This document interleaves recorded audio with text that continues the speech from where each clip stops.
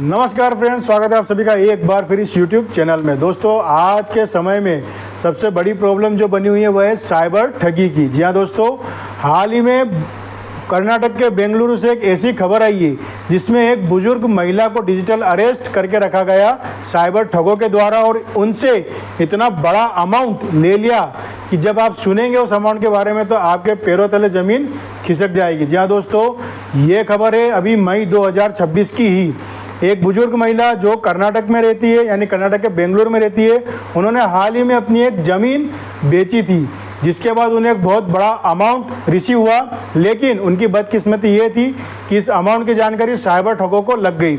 उसके बाद साइबर ठगों ने महिला को फंसाने के लिए पूरा जाल बिछाया, और पूरी तहकीकात करने के बाद जब साइबर ठगों ने जांच एजेंसी के अधिकारी बनके महिला को कॉल किया, तो जब महिला ने कॉल रिसीव किया तो अधिकारियों ने बताया कि आपके बैंक अकाउंट में मनी लॉन्ड्रिंग पाई गई है, जिसकी वजह से आपके अगेंस्ट अरेस्ट वारंट निकला है। क्योंकि महिला घर में अकेली है, इसलिए काफ़ी डर गई, और इन्हीं ठगों ने उन्हें यह भी कहा कि जब तक कि जांच पूरी नहीं हो जाती हम आपको अरेस्ट नहीं करेंगे, लेकिन तब तक आपको अपने घर में ही रहना है और ना तो किसी का कॉल रिसीव करना है और ना ही आपको किसी से कॉल पर बात करनी है। और अगर आपको घर से बाहर भी जाना है तो पहले आप हमें इसकी जानकारी देंगी, उसके बाद ही आप घर से बाहर निकलेगी। जहाँ दोस्तों, इस महिला को सिर्फ 1-2 दिन या 1 हफ्ते के लिए नहीं बल्कि 5 महीने से डिजिटल अरेस्ट करके रखा हुआ था, यानी जनवरी 2026 से लेकर मई 2026, जो कि लगभग 5 महीने होते हैं। और महिला के अकाउंट से जांच के नाम पर सारा पैसा उन्होंने अपने अकाउंट में ट्रांजैक्शन करवा लिया, और ये अमाउंट था 10-20 हज़ार रुपये नहीं, 25-50 लाख भी नहीं, और ना ही 2-5 करोड़, ये था 24 करोड़ रुपए। जी हाँ दोस्तों, 24 करोड़ रुपए का ये अमाउंट था, जो कि इन साइबर ठगों ने 22 अलग अलग बैंक अकाउंट में ट्रांजैक्शन करवाया। और इतना करने के बाद जब ठगों ने महिला से और अमाउंट की डिमांड करी, उनसे और रुपया मांगा, तो महिला ने साफ साफ कह दिया कि अब मेरे सारे बैंक अकाउंट खाली हो चुके हैं, और जो भी पैसा मुझे ज़मीन बेचने पे मिला था और जो मेरे पास पहले से था वह सारा पैसा मैं आपको दे चुकी हूँ। लेकिन ये साइबर ठग लालची, जो कि न तो महिला की उम्र देखकर तरस खा रहे थे और ना इन्हें किसी चीज़ का डर था, इन्होंने महिला से पूछा कि आपके पास ज्वेलरी कितनी रखी हुई है। तो महिला ने बताया कि मेरे पास 1 किलो 300 ग्राम सोने की, यानी कि गोल्ड ज्वेलरी रखी हुई है। तो महिला को मजबूर किया गया कि आप इस ज्वेलरी को या तो बेचिए या फिर इसको गिरवी रख के इस पर लोन ले लीजिए, और जो अमाउंट आएगा वो आपको हमें ट्रांसफ़र करना होगा।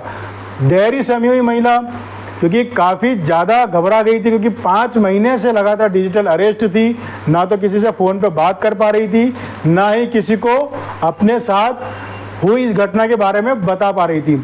तो जैसे तैसे करके हिम्मत जुटा के वो अपनी 1 किलो 300 ग्राम की ज्वेलरी लेकर बैंक पहुंची गिरवी रखने के लिए। तो जब बैंक के अधिकारियों ने उनसे इस बारे में बातचीत करी और उनके अकाउंट चेक करे, तो ये जो करोड़ रुपए का ट्रांजैक्शन दिखे, और उसके बाद जो ये 1 किलो 300 ग्राम की ज्वेलरी गिरवी रखने की बात महिला ने करी, तो अधिकारियों ने उन्हें विश्वास में, यानी कि भरोसे में लेकर उनसे सारी बात निकलवाई। तो महिला ने अपने साथ हुई घटना बैंक के अधिकारियों को बताया, जिसके बाद अधिकारियों ने बिना देर किए इसकी रिपोर्ट पुलिस में करी, यानी कि पुलिस को इसकी सूचना दी। जब साइबर पुलिस महिला के पास पहुंची और सारी जानकारी निकाली, तो उन्होंने ये बताया कि अलग अलग शहरों से उनके पास कॉल आते थे और उनसे कुल 24 करोड़ रुपए का अमाउंट 22 अकाउंट में ट्रांजैक्शन करवा लिया गया। तो जब पुलिस ने सारी जानकारी निकाली, तो मुंबई, प्रयागराज और दिल्ली जैसे बड़े बड़े शहरों से भी ये अकाउंट संचालित हो रहे थे, जिसमें ये पैसा ट्रांसफ़र हुआ था। हाल ही में पुलिस ने इनको फ्रीज करने की प्रोसेस शुरू करी, और अभी तक पुलिस जो है एक अकाउंट को फ्रीज कर चुकी है, जिसमें कुल 60 लाख रुपए का अमाउंट था। तो दोस्तों, अभी ये प्रोसेस आगे चल रही है। उम्मीद करते हैं कि बुजुर्ग महिला का जो भी रुपया है वो पूरा इन्हें मिल जाए, और ये भी आशा करते हैं कि इस तरह की कोई घटना किसी के भी साथ ना हो। तो मैं आपसे भी विनती करता हूँ कि इस वीडियो को अपने परिवार के बच्चों, बड़ों और बुजुर्गों के साथ शेयर कीजिए और उन्हें भी बताइए कि अगर इस तरह के कभी भी कोई फ़ोन आते हैं और आपसे कहा जाता है कि आपके नाम पे कोई अवैध पार्सल आया है या फिर आपके नाम पे मनी लॉन्ड्रिंग चल रही है या फिर आपके नाम से ड्रग हमें मिली है, तो इस तरह से घबराने की कोई ज़रूरत नहीं है। ऐसा कभी भी कॉल आए तो सरकार ने इसके लिए हेल्पलाइन नंबर 1930, जी हाँ दोस्तों, ये जो नंबर है 1930 ये दिया हुआ है। अगर इस तरह का कभी भी कॉल आता है तो बिना डरे बिना देरी किए इस नंबर पे आप कॉल कीजिए और अपने साथ जो भी घटना हुई है, जो भी कॉल आया है और जिस भी नंबर से कॉल आया है उसकी जानकारी इस नंबर पर दीजिए। अगर आपने पैसा दे भी दिया है और अगर आप 24 से 48 घंटे के अंदर अंदर इस नंबर पर कॉल करके सारी जानकारी देते हैं तो आपका रुपया पूरी तरह से रिकवर होने के ज़्यादा से ज़्यादा चांसेस रहते हैं। तो दोस्तों आशा करता हूँ वीडियो अच्छा लगा होगा।